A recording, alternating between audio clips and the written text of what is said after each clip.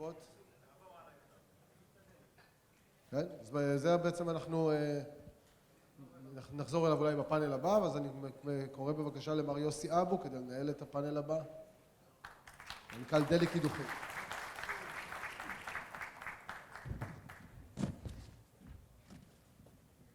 תודה רבה. לא כזה מוכשר בהנחיה כמוך, אבל אני אשתדל. בוקר טוב לכם, שמח להיות כאן הבוקר. היום אנחנו ננסה לחלוק איתכם קצת על הדברים NewMed Energy. אנחנו השקנו אסטרטגיה חדשה לפני מספר חודשים, שלמעשה אנחנו מתמקדים בארבעה פילרים של פעילות. מה שאתם מכירים, הגז הטבעי, תמר, לוויתן וכו', שבעצם התחלנו את הפעילות הזאת. פעילות נוספת זה הנושא של האנרגיות האלטרנטיביות, מתחדשות, מימן, שעליה עוד נדבר לא מעט ותשמעו מאיתנו. כל הנושא של ESG שמקבל אצלנו, באמת, הייתי אומר, תפקיד מאוד מאוד רחב, גם מבחינת management attention, גם מבחינת הפעילות היומיומית והשוטפת שלנו. דיבר פה נגיד בנק ישראל, אמיר ירון, על פליטת גזי חמה. אני רק אציין משהו שאולי לא ראו שם, ומאוד מאוד חשוב לחדד, שמהיום שהתחלנו להפיק גז מתמר, למרות שהביקוש לחשמל עלה והייצור חשמל עלה, פליטת המזהמים, סוקסים ונוקסים, ירדו ב-70% כתוצאה מכניסת הגז הטבעי, ופליטת גזי החמה ירדו ב-30%. זאת אומרת, בסוף הגז הטבעי מביא בשורה סביבתית מאוד מאוד גדולה, כשהוא מחליף גם פחם וגם דלקים פוסיליים אחרים מזהמים. אבל בפאנל הזה פה, ואני רציתי לדבר בעיקר על הפילר הרביעי שאנחנו מדברים עליו ועוסקים בו, וזה ה-Regional Ties. בפעילות שלנו דרך הגז הטבעי הצלחנו לייצר מערכת יחסים מאוד ייחודית באזור, גם עם ירדן, גם עם מצרים וגם עם חברים ב-JCC, איחוד האמירויות, בחריין ומקומות אחרים. איתנו היה אמור להיות היום גם חברי הטוב שייח מנסור אל-חמד. We were supposed to host Sheikh Mansour Al-Hamed, CEO of Mubadala Petroleum, and due to the death of Sheikh Khalifa bin Zayed, rest in peace, we want to send warm condolences to our friend Mansour Al-Hamed that couldn't come. And really, Sheikh Khalifa was a great leader that support all the people in the region. His wisdom and his braveness bring a lot of stability to the region. We are sending our warm condolences to our friends and the people of UAE, and we obviously will wait to host Sheikh Mansour Al-Hamed in other opportunity here in Israel. So really warm regards to our friends in UAE. Together with me here, we have dear friend. It started in negotiation, but we became a family. So we have Dr. Alaa Arafa. Dr. Alaa Arafa is really the founder of the ties between Israel and Egypt, the commercial ties between Israel and Egypt. He actually started in textile. And he create, people don't know, but he was the one that push and create the QIZ between Israel and Egypt immediately after the peace treaty. And not only that, he was very focused on how you continue and deliver more ties, and mainly commercial ties, between Egypt and Israel. And how you can bring win-win situation to the citizens of the nation. So I met a decade ago in Italy, in a beautiful restaurant, Dr. Alaa, and he wasn't an energy guy. He was clearly somebody with a huge passion to create a better ties. And together with him, we had a very good friend, which was Mr. Energy of Egypt, and we start a very long journey, which end up, or started, in late 2019, when we start to flow gas from Israel to Egypt. Started with Leviathan and then Tamar joined. So Dr. Alaa, as always, it's a real pleasure to host you here in Israel. Thank you for coming. And thank you very much, Yossi. It's a great pleasure to be here in front of all these distinguished guests. And I'm honored to be on the panel here. And I'm looking forward to develop things more and to develop the relation more.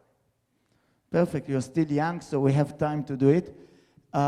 So Dr. Alaa, I think it's a great opportunity. You know, for many years, to be frank, when we talked about the Egyptian market, about the need for natural gas in Egypt, the main feedback that I was receiving here from Israeli, even energy guys, was, yeah, Egypt have a lot of gas. They don't need the Israeli gas. The market is not baked for these ties and things like that.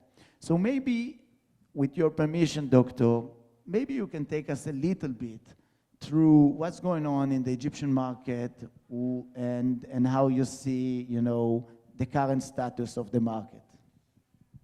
Actually, this is maybe was the idea of the people 2-3 years ago. Egypt is above 100 million people. Egypt is 2.5% demography increase. Egypt is 50% of the people are below 30 years old. 50% of the people are below 30 years old. This is meaning that in a very simple math, we have 2.5 million people born every year, and these people need jobs, schools, energy, food, everything. Egypt is the biggest country in the all Mediterranean. There's no 100 million more in our region. And the need of energy security and energy stability. Yeah. And the need of energy security and energy stability is very important. Of course, we produce 70 BCM a year, but 70 BCM a year, we could need more, because Egypt should be acting as a hub. We have ports on the Red Sea, we have ports on the Mediterranean, we have facilities and infrastructure, we have the biggest natural gas grid in the region, and I believe we are very complementary to build relation with Israel, to cooperate with Israel, to cooperate with all our colleagues and friends here, in order to make real a gas hub in the Mediterranean. EastMed is important and will be important, and the need of the gas is, to be honest, is unlimited. It's, first of all, we need the gas, and we need to replace other dirty sources of energy, like coal, like diesel. We need to change. We can't go totally green, but gradually we reduce the emission of the CO2. It's important for us, it's our mission, and I believe there's a lot to come. So I think that we all share the same view that not only the demand in the Egyptian local market is there, but also the existing LNG facility, export capability, the ability to build fast. I think that the permitting process in Egypt is slightly faster than the permitting process in Israel, and to be understatement. So, Doctor, how you see really the next steps of the activity? First of all, we are coming today to ensure a steady supply, increasing quantities, building midstream, because the midstream is a bottleneck. We don't have enough midstream. We did not invest in midstream. We found midstream that we are using today, but we did not have the courage to invest in a new line between Israel and Egypt. We used EMG, which is EastMed pipeline, and we use Fajr. Yeah.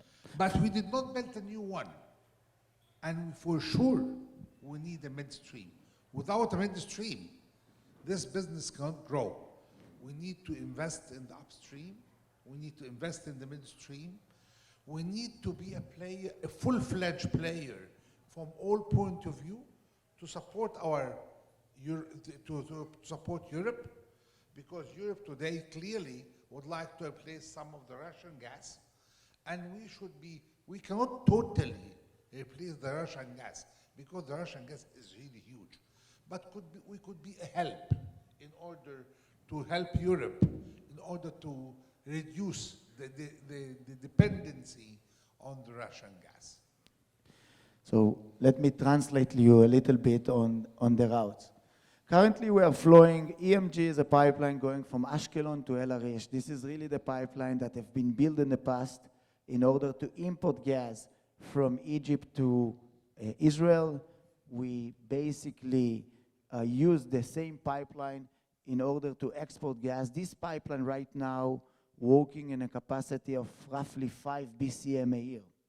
We, together with our partners in this activity, which is INGL and EAPC, Katsa, and Netivei Gaz L'Israel, we basically increasing the capacity of EMG roughly to the 8 BCM a year potential. This is what we are targeting, and if everything will work fine by March, April next year, I think the guys from INGL, we will be able to almost double the export to this pipeline EMG.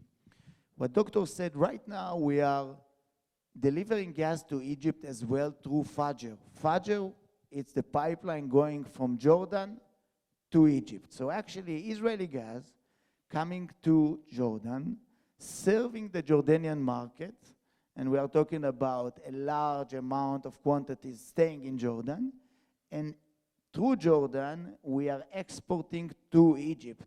Basically, long route, but natural gas is go where the pressure is taking him. And with that route, we are flowing gas to Egypt. Building more midstream, there's two main potentials. So one project which we are pushing forward is called the Nitzana connection. The Nitzana connection is really connecting the onshore grid between Israel and Egypt in Nitzana area in the south. In the Egyptian south, it's called El Uga. And basically that add through INGL a meaningful potential to export on top of EMG, on top of the 8 BCM of EMG. And another route is offshore route. What we are right now evaluating is a pipeline directly from Leviathan to either or Idku or the area of Port Said. So that's more or less what we are talking about midstream. Doctor mentioned, you mentioned, Russia supplied today 150 BCM to the European market, more to say last year.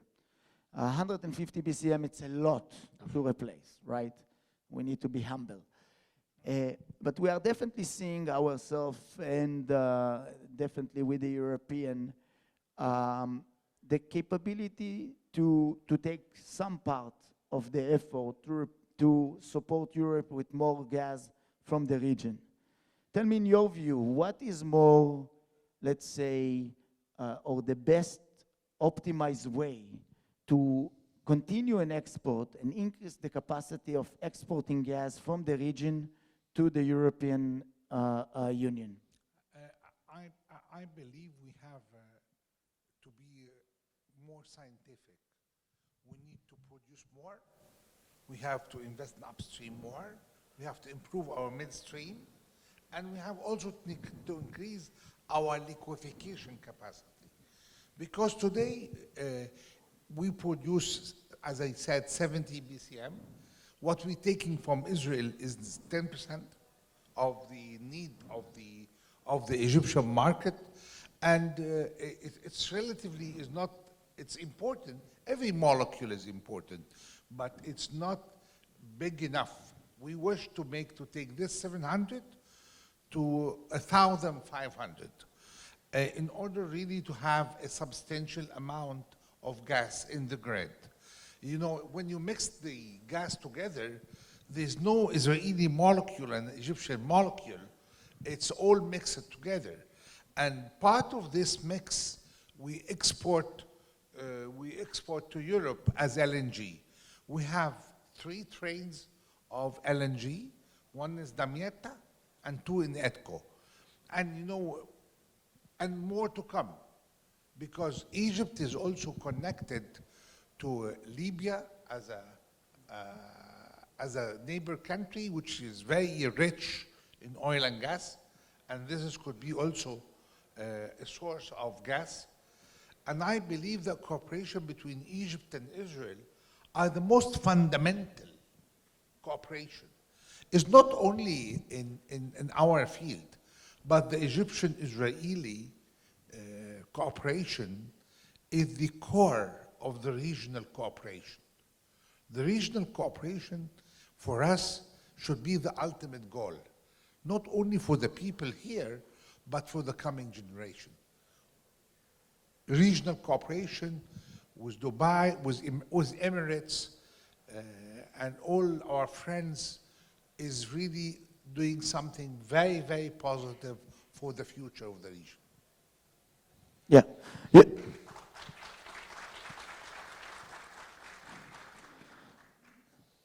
I hear this lecture for the last decade. It's not new. It's not by Abraham Accord. It's this wisdom and a visionary guy that since 2013 that I met him first, keeping the same story and pushing the same direction. So really, great wisdom, doctor, and I see part of it become real.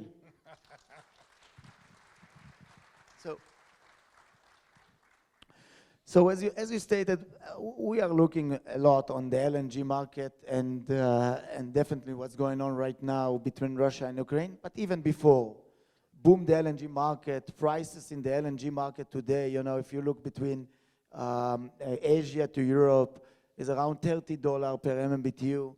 I think people here really don't understand the crisis that the European, the Asian market, the global market is going through with respect to natural gas. A lot of activities is really not about price anymore. It's just about securing the molecule.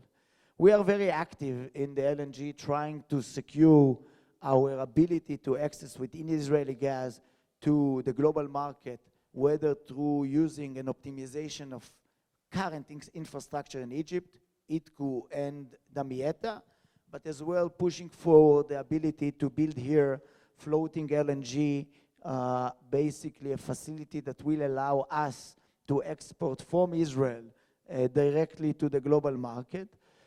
We as well looking on optimization of infrastructure in the region. I think optimization of infrastructure is very important to us. We are looking into how we can use idle capacity, upstream-wise, idle infrastructure in order not to build new one when there's neighbor that they have a new infrastructure that we can use. I think this is part of the synergy that we are seeing in the region, but and there's more to come. Doctor, wanted to ask you one more question, a little bit broader question, okay? And this is, so how you see the importance of the energy ties between countries in the region affecting the overall relationship, and as well whether you see more countries in the region that could use natural gas from the East Med. You know, this is a very political question. Anyway, energy is always win-win. The buyer wins and the seller wins. Because without energy, the supply-demand of energy is so important, and there is no loser, the buyer or the supplier. Prices varies. As you remember, the LNG a year ago was $2. Now it's $30. And this price could be sustainable, could not be sustainable. We really don't know what's going to happen. But the energy makes the long-term link, because there's no contract for 6 months or 1 year. The relationship is a long-term relation. Our contract is 15 years contract. 17. You know what? It's a long-term contract. So the beauty of the energy contract is creating a long-term relationship. And this is what I really were looking for. And everybody in the region who's able to take gas from what we are doing will benefit, and we will benefit. And we will create long-term relationship. What is 2 years between friends, huh? What is 2 years between friends? So, yeah, we had a very nice phrase together. It's called WWTT. So it's win-win, trust and transparency. This is the way that we did and we are doing business between us and others in the region. So, for final comment, now, Doctor, you wanted to ask something? No, actually, I would like to get from you your vision about what are the next steps here in the of the upstreams. What's your plans in the midstreams? How you would like to see, where do you see the Israeli industry in the oil and gas industry in the coming 10 years? Well, there's a long vision. Look, natural gas, in my view, my personal view, natural gas going to be the most important energy commodity in the market in the next 3 decades at least. And in Israel, we have huge reserves of natural gas. We have Leviathan, which is around 23 TCF. We have Tamar, 11 TCF. We have around 2 TCF all over Karish Tanin.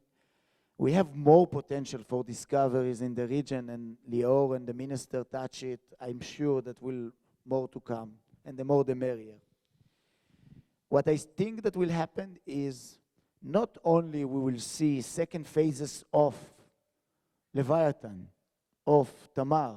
As you know, we are working to duplicate the capacity of Leviathan. We took it to 24 BCM, even more. We are looking on more activities, trying even to reach 3 BCF a day. Tamar have a plan, was Tamar until recently, to go up from around 11 to 15, 16 BCM. That will happen for sure. I don't doubt it. Not only because of you guys.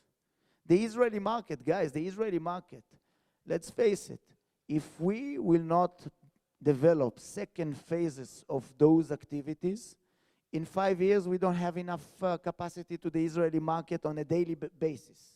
And this is required work with the government and